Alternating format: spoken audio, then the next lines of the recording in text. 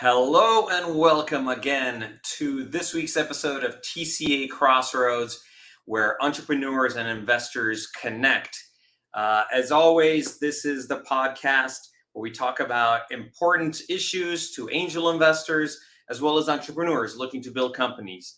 And as always, I have my counterpart, my partner in crime here, Mr. David Friedman. How are you, sir? How are you doing today? Never had it so good. How are you doing, Costin? What's going on? Oh, I'm good. Got lots of things going on. As you know, I probably have my hands in way too many things, running a company, looking at some deal flow, doing this podcast. So just the typical. I did want to ask you something though, David. You mentioned that a recent study report came out that fundings are down. What are you hearing? Yeah, this is I think the first or second quarter report from Cooley, which is a law firm. And they said pre-money valuations are up. Remember, they had taken a hit after it was exaggerated from the pandemic, pandemic. Yeah. So to speak. Yeah. Then they came down, then they came up. But we're seeing that investments in the funds and investments in sidecars going down a little. Not sure if it's the economy, the concern about the economy, or general malaise, or maybe it's just getting into the summer and people are just getting out more now that they're getting their lives back. Who knows? Well, it's for Q1 and Q2, right? The report. Yeah. Yeah. So probably a little bit of fear and cash hoarding. I don't know if that's an official term. I don't know. I'm starting to get very engaged, more so and more so, especially in the medical device and medtech arena, which is a great segue into our guest. That's a perfect segue. So yeah, the topic of today's podcast is on the medical investment side, the healthcare technology. And David, we have a phenomenal guest today, don't we? Who do we have? Yeah, Greg Buchert. Greg, I've known Greg for a few years. He is a partner in MEDA Angels. I'll have him introduce himself in a second. Let's go. Let's bring Greg on. Let's go. Yeah, Greg is also a member of TCA. So I've known him from TCA and now MEDA. So he's a dual threat, as we say in the sports, as a sports legend. He's an investor legend. There we go. Greg. Hey, guys. It's great to see you today. And I don't know about a dual threat in the sports, but sometimes I just think I've got a foot in both canoes. And so it's sometimes a little bit more unsteady. It's I like that visual. That's all I can say. Tell us a little about yourself. I was just going to say, though, with that metaphor, Greg, I just want to picture you actually riding two horses at the same time. There you go. I like that. I grew up watching Westerns, and the people that kind of rescue everybody from the burning fire is the locomotive riding on two horses. That's right. There you go. Yeah. All right. Tell us a little bit about what you do, Greg. Yeah. Hey, so my background as a physician. I was one of the pioneers in the field of pediatric emergency medicine, and run medical groups. Operated a clinic that had more than 100,000 visits a year. So definitely a lot of on the ground experience. And then I had the opportunity to help launch one of the first Medicaid managed care programs in the country. And over the time, I've spent more than 25 years as a chief medical officer, a COO, and then CEO for two different health plans. Along the way, I actually took a couple of years off and was the number 2 employee in a startup company. And lots of lessons learned, not the least of which was our product was a home telehealth system about 20 years too early. Wow. And, I had a chance to work with a brilliant inventor, but, we brought lots of products to the patent office, but didn't bring them to market. So needless to say, the company failed, but I learned that a persuasive, personality and impressive PowerPoint can get you a long way when there's not a lot of substance behind it. So, I will never look at a vendor the same way during my years of seeing lots of companies. And to this day, I still remember those situations. So I try to acknowledge those when I'm working with a lot of startup companies. Wow. How'd you get into angel investing from being an entrepreneur? You're like Costin in many ways. He was an entrepreneur. He flipped into angel investing. And now you're the same. And more than Oh, it's interesting because it, we're I've doing. always been part of startups in different ways, and so it gives me an opportunity to, now that I've retired from full-time work as CEO of a health plan, it gives me a chance to see and hopefully influence the future of medicine, the future of healthcare. And so it's nice that it gives me lots of ways to see. I probably see 15 to 20 companies a week. That might just be their decks, but it gives me a chance to see, what's coming up. And so it's actually really exciting to see and participate in these kind of activities. And I want to double click a little bit in the way you just said about a PowerPoint and a good pitch and a good story can get you a long way. What do you mean by that exactly? Like, are you saying that entrepreneurs, they can be very persuasive and, raise a lot of money, but have some vaporware at the end of the day? Or give us a little more. I think there was so much packed in that one little statement you made. Yeah, well, fortunately, I wasn't part of Theranos, but I think that's probably a great example of where somebody really showed that they could tell a great story, convince a lot of really really brilliant people, and there wasn't a lot of substance behind it. And so, as a result of that, I found when people were pitching me as a chief medical officer or a CEO, I'd probably see 5 to 10 companies saying, "I've got the greatest thing that's going to help solve your health plan woes."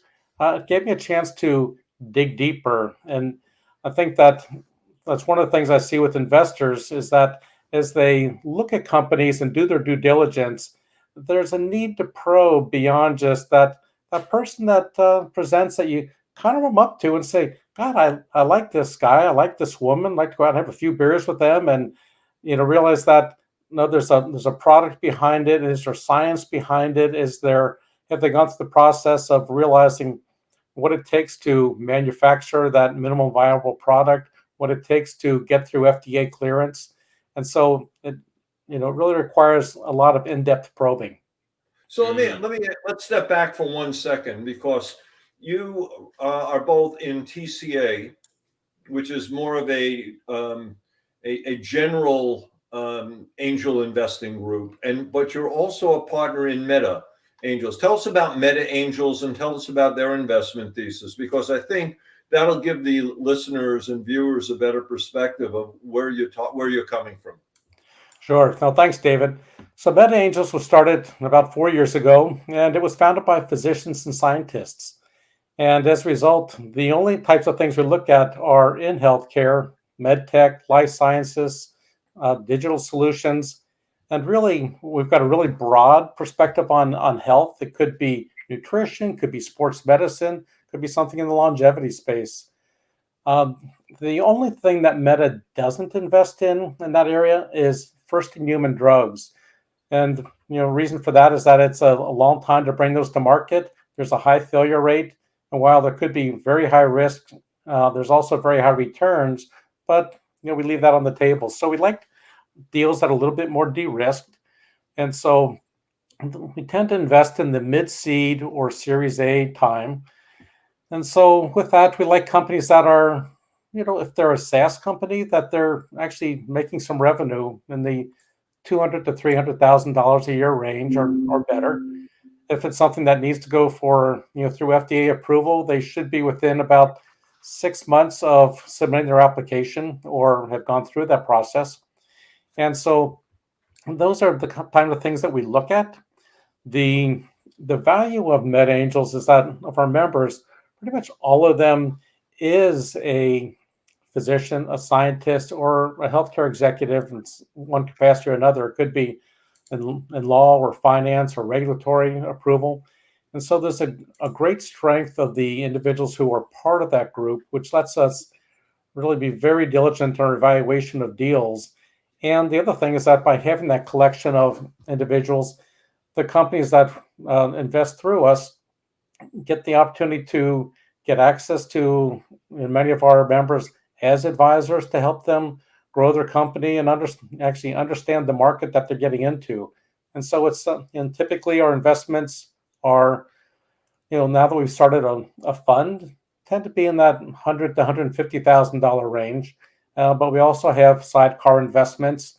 And when appropriate, we'll set up special purpose vehicles to allow people to pool smaller amounts of money to make additional large investments in companies.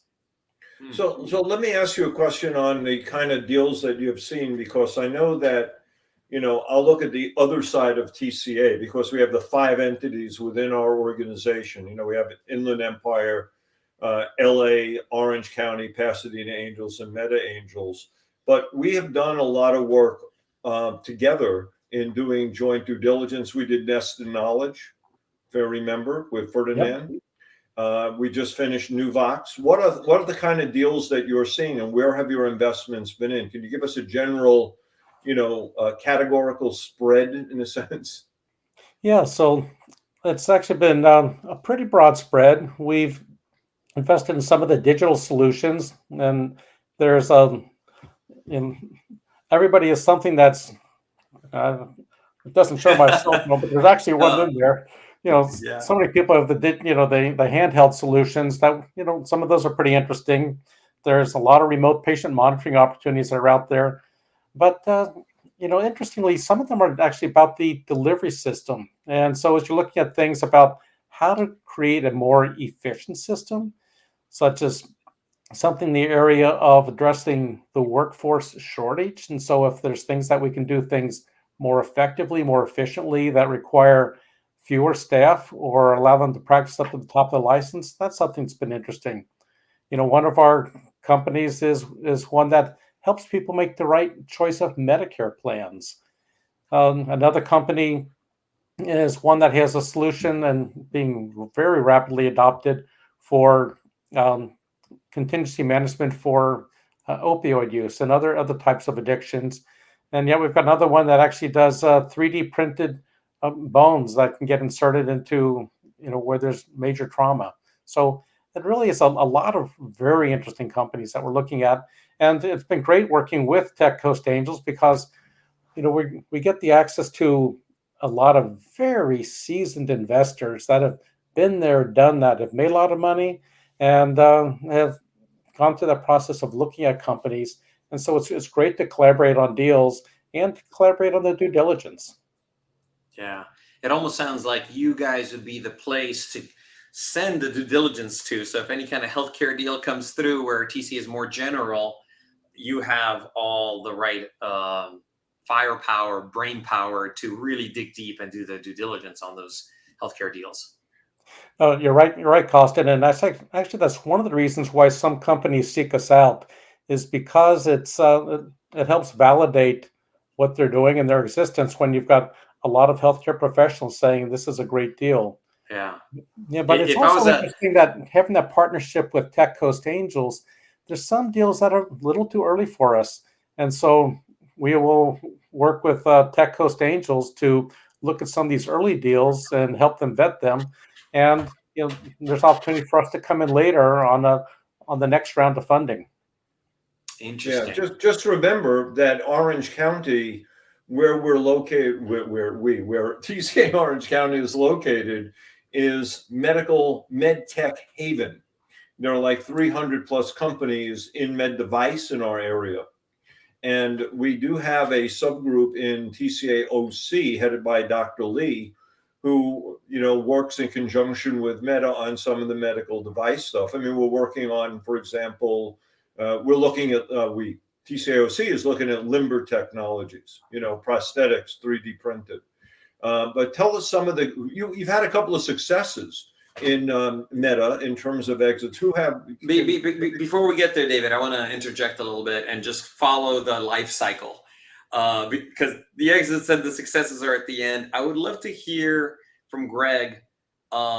What does a healthcare entrepreneur, health tech entrepreneur need to know to check the boxes for MEDA to get through your screening and get in front of your group, and then ideally close funding? What do you guys want to see? I get you see a lot of different types of things. If you could just generalize it, what are you looking for? No, great question, Costin. So one is that we always want to see a complete deck. And I think a lot of people forget about the fact that whether it be MEDA or TCA, there's a smaller number of people that do nothing more than review the deck, and so that the founders don't even get a chance to pitch unless they get through that initial deck screening. So the deck has to have enough information to actually wow us. And what we're looking for is are companies that have products that will generate a high enough revenue because there's a big enough market. We're looking for companies that are not just me too's, they've got to be better than what's out there. And there has to be an attention to the science behind it. And so we know that for example, there's a lot of mouse studies that just don't translate to other mammals or to humans. And so, we're all often, a little bit skeptical of some of those things. And we also know that a lot of things have to go through the FDA approval process. And so an understanding of the FDA and hopefully having a pre-sub meeting with the FDA is valuable. The other thing is understanding what the market's like. Who's going to buy it? Are there reimbursement codes such as CPT codes or HCPCS codes so they can actually submit a claim and get paid for it by somebody? And then the other thing is that people often don't go far enough to say, who is at risk? Here we are in California where we're the kings of this capitated delegated health system. I can tell you as a health plan CEO, people come to me and say, I've got a great thing that's going to save you a ton of money. And I'd say, well, the money's not going to save, I'm not going to save the money. I've already paid these medical groups to provide services. It goes to them. So here's the name of our 45 medical groups that you should be talking to instead of me at the health plan. And so it's knowing this, I think knowing the market, knowing the system is, and being able to demonstrate that is incredibly important to us. Which in my experience is very different from knowing the technology, right? There's very complicated go-to-market aspects around healthcare and who the payer is, et cetera. So you want to see deep understanding of that in the pitch deck. And also what I want to take away for the entrepreneur is, I'm just going to translate, you want a rich deck, you want detail, you want text. You don't want a fluffy, beautiful Steve Jobs deck that has like one word and then next page and then another word. Does that sound right? That sounds right. And, one of the things I didn't mention is, there's this saying for, in the investment world of, you bet on the jockey, not the horse, or you bet on the archer, not the arrow. And so while there might be great products, if you don't have a team that appears as one that's knowledgeable and can bring it to market, and a team that either it could be the management team, it could be their advisors, it could be their board of directors that have experience, that have key opinion leader knowledge and have relationships they might be able to leverage to help that product grow and get into market. Those are also other things that we look at. Do you ever invest in first-time founders, or do you look for second, third time? You look for success under the belt. I am. That's always an extra brownie point if they have success. And I'm always looking for somebody on the team that has some type of exit or has some experience. First-time founders with no experience and they haven't surrounded themselves with other people that have had exits. That's always raises a little bit of skepticism, from my perspective. Yeah, but when you say surrounding, there are two aspects of the team. Now, I'm still going to come back to the exits because, from my perspective, exits are really critical, just to let you know. But let's talk about the team for a second. There's the operational team, the scientific, technical team, the ones that are doing the trials and the regulations. And then there's the board of advisors. How do they have to work together? Because that really is what most of the angels look at or the investors look at, right? Yeah, and I think it's one of the important things is to know that you're right. The operational team needs to be solid, and there has to be the association and interaction with that board of advisors.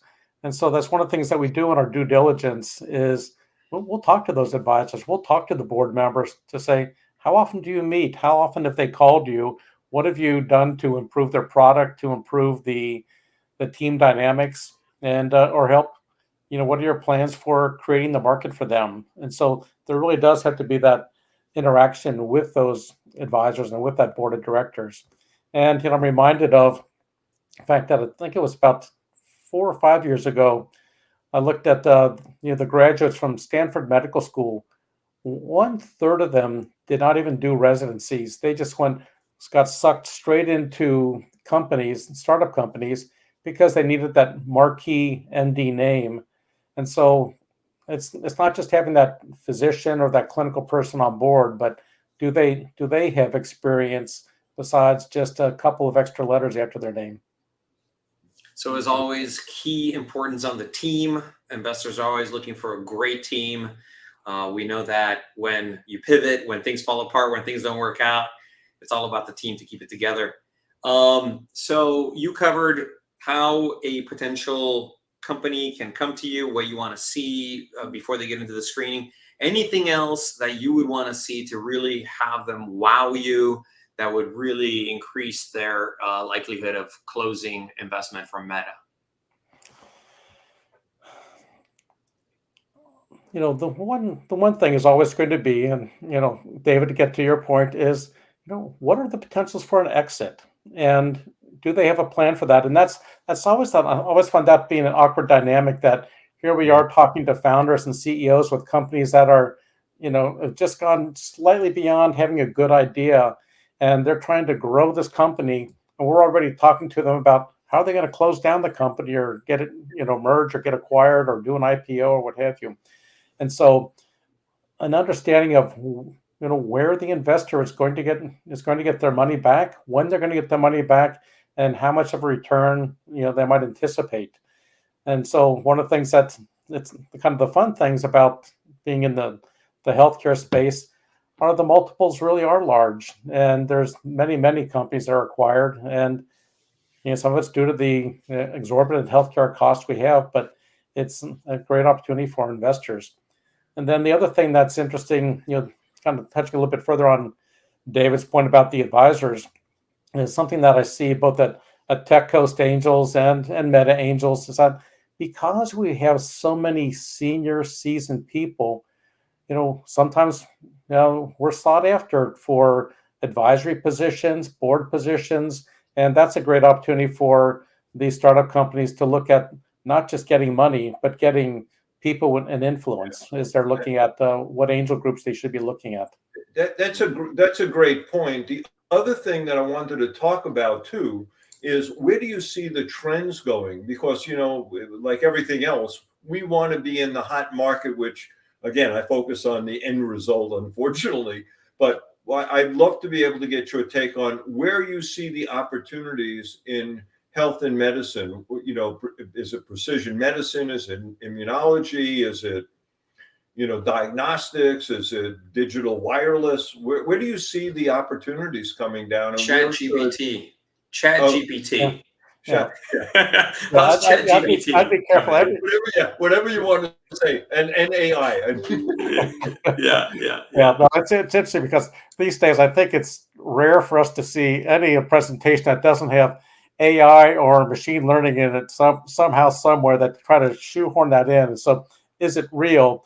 But I think those things where you're looking at how do you improve the quality of care? How do you decrease the cost of care? How do you address workforce issues? And here we are living in very urban areas, but we've got to think about, there are vast areas, including in California, much less multiple countries around the world, where there's great opportunities to improve healthcare and improve length of life. And so I think those are all important. But I think that individualized medicine and focusing on some of the genomics and other activities like that, and all these great discoveries that now that you can unravel the DNA and RNA and others, I think there's just many opportunities are before us. Yeah. One, we've talked about returns. We shouldn't be shy that investors are looking for returns, and I think entrepreneurs need to expect that. What kind of returns is MEDA looking for, and within what time frame? Really high returns. Millions. Or is it 100x?